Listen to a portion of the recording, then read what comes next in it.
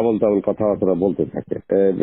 আবার আপনার কাছে চিঠিও দিচ্ছে দেখলাম, আর খোলা খোলা চিঠি আর কি।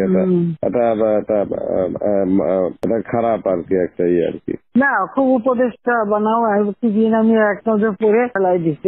আমার উপদেশটা লাগবে না, এই দেশটা আমার বাপের, আমার বাপ স্বাধীন করে দিয়ে গেছে। আমি জানি এই দেশ আমি চিনি। আমি বাংলাদেশের বসে বসে কথা বলার শুট করে আবার আমার উপদেশটা বানাতে চোর একটা। ও বলছে গ্রামীণ ফোনে সব ইনকাম গ্রামীণ ব্যাংকে যাবে, যে টাকা গ্রামীণ ব্যাংক গরিব মানুষের সাহায্য করবে। আর এই কথা করে আমার কাছে ওই গ্রামীণ ফোনের ব্যবসা দিয়ে ইউজ একটা টাকা পর্যন্ত গ্রামীণ ব্যাংকে দেয় নাই। আমি 400 কোটি টাকা গ্রামীণ ব্যাংকে দিচ্ছি, 400 কোটি টাকা। ওটা তার অন্যান্য প্রতিষ্ঠানে লাগাচ্ছি। না, তখন গ্রামীণ ব্যাংক ফাইলে বক্সে ঢুকাই দিচ্ছে। গ্রামীণ ব্যাংক তখন ওই শেষ হয়ে চলে যাচ্ছিল, ওর বদলতে গ্রামীণ ব্যাংক মাঠে বসে গেছিল।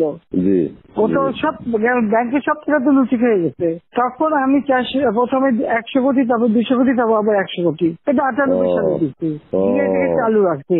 তখন এই গ্রামীণ ফোনের ব্যবসা ছিল।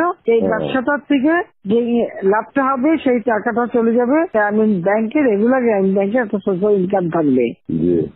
এই বলে ব্যবসা নিয়ে তখন যখন ব্যবসা নাই, তোমার বলে রাখি, যদি কোনদিন প্রশ্ন ওঠে বলতে পারবা, 51% মালিক হলো বাংলাদেশ আর 49% হলো নরওয়ে কোম্পানি।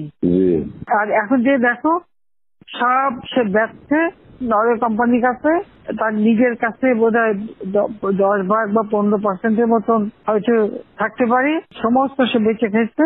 আর একটা টাকা কোনোদিন গ্রামীণ ব্যাংকে এখান থেকে দেয় নাই। আর আমরা সবচেয়ে বেশি ফ্যাসিলিটি তাকে দিচ্ছিলাম, রেলওয়ে, ফাইবার অপটিক ব্যবহার থেকে শুরু করে সবকিছুতে তাকে এক্সট্রা সুযোগ দেওয়া হয়েছিল। ওইভাবেই তো গ্রামীণ ফোনটা তো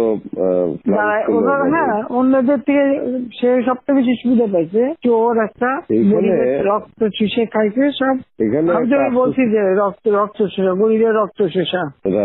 যে 30% তার হিসাব করলে 30% সুদ হইতো। সে যা গ্রামীণ মানুষকে যে লোন দিত, তাতে তার যে কম্পাউন্ড ইন্টারেস্ট যদি আপনি ক্যালকুলেশন করেন, 40-47% দিয়ে দিত। যে কেমন হয়, তাহলে আর লোকের আর কি থাকবে, ও তো গরিব আরো বেশি করে হয়ে যাবে। তোমরা তো ইতিহাস জানো না, হিলারি ক্লিন্টনে নিয়ে গেছিল যশোরে, তার হাত দিয়ে গ্রামীণ ব্যাংকে ঋণ দেওয়ালো। এরপর সেই লোকগুলি সাধারণ গরিব লোক, হরিজন গ্রুপ, তারা ওই এলাকায় আর থাকতেই পারে নাই, কারণ ওই ইন্টারেস্ট দিতে দিতে দিতে তারা ফকির হয়ে নিজের যে বাড়িঘর ভিটা মাটি তাও কেড়ে নিয়ে গেছে। তারপরে তারা ওই এলাকা থেকে হারাই গেছে। দেন আমি খুঁজছি, একজনের পাশে খাগড়াছড়ি, সেখানে যে এসে কাজ করে খায়, আর একজন বোধহয় নীলফামারী নদী আসবে কোথায়, যে এরা ওই পরিবার সদস্য ওই এলাকা থেকেই হারাই গেছে।